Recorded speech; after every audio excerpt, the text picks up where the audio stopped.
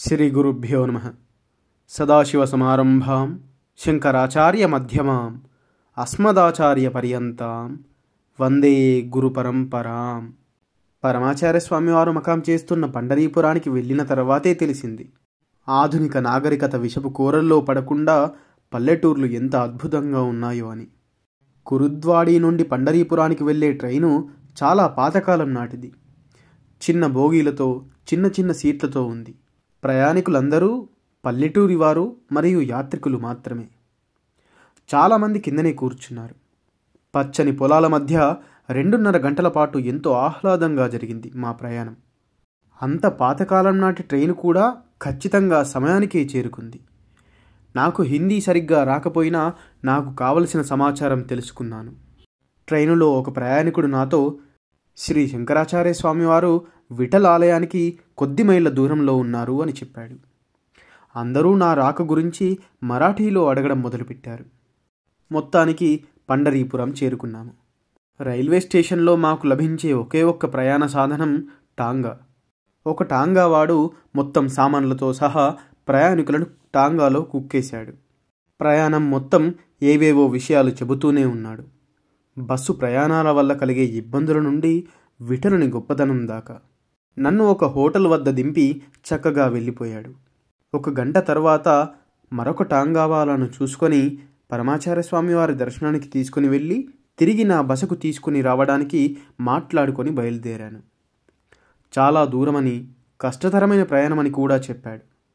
కానీ తర్వాత నాకు తెలిసింది, అతను చెప్పినంత దూరం కష్టం ఏమీ కాదని. ఆ టాంగావాలా చెప్పినట్టు పండరీపురంలో ఉండే నది చంద్రవంకలాగా ఉన్నందున దాన్ని చంద్రభాగా నది అంటారని చెప్పాడు. ఆ నది చాలా చూడముచ్చటగా ఉంది. విఠలుని ఆలయం నుండి వస్తున్న భక్తులను పరమాచార్య స్వామివారి దర్శనం కోసం ఒకవైపు నుండి మరొక వైపుకు తీసుకుని వెళ్తున్న పడవలు కనిపించాయి. అప్పుడే తెల్లవారుతుండగా దర్శనం కోసమని స్వామి సన్నిధికి నడిచాను.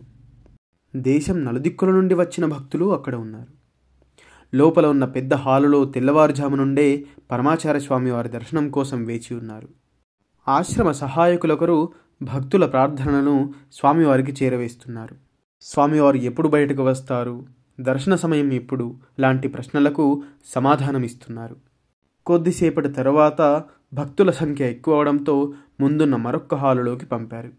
భక్తులందరినీ ఒక వరుసలో నిలబెట్టి 2 చెక్క బల్లలను భక్తులను నియంత్రించడానికి పెట్టారు. 2 కానిస్టేబుళ్లు అక్కడున్న వారిని వరుసగా నిలబెడుతున్నారు.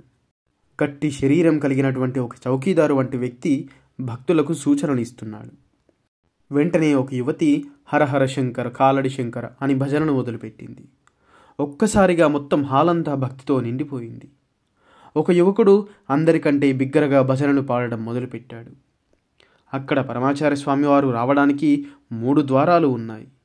బహుశా స్వామివారు ముందున్న ద్వారం గుండా వస్తారేమో అని అక్కడ కొందరు ఆడవారు, మగవారు పూలు, పళ్ళు, హారతి పళ్ళలు పట్టుకొని ఉన్నారు.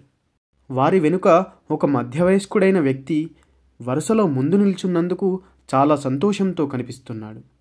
కొద్ది దూరంలో నిలబడి ఉన్న భార్య కుమార్తెలను వచ్చి తన వెనకాతల నిలబడమని చెబుతున్నాడు. క్షణాలు గడుస్తున్నాయి.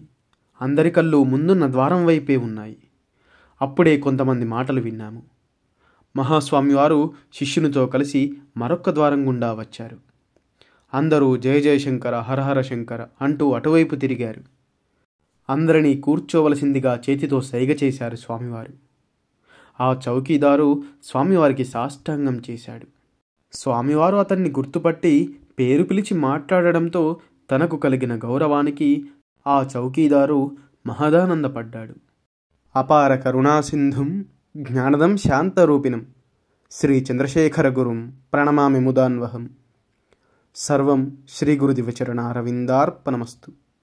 స్వస్తి.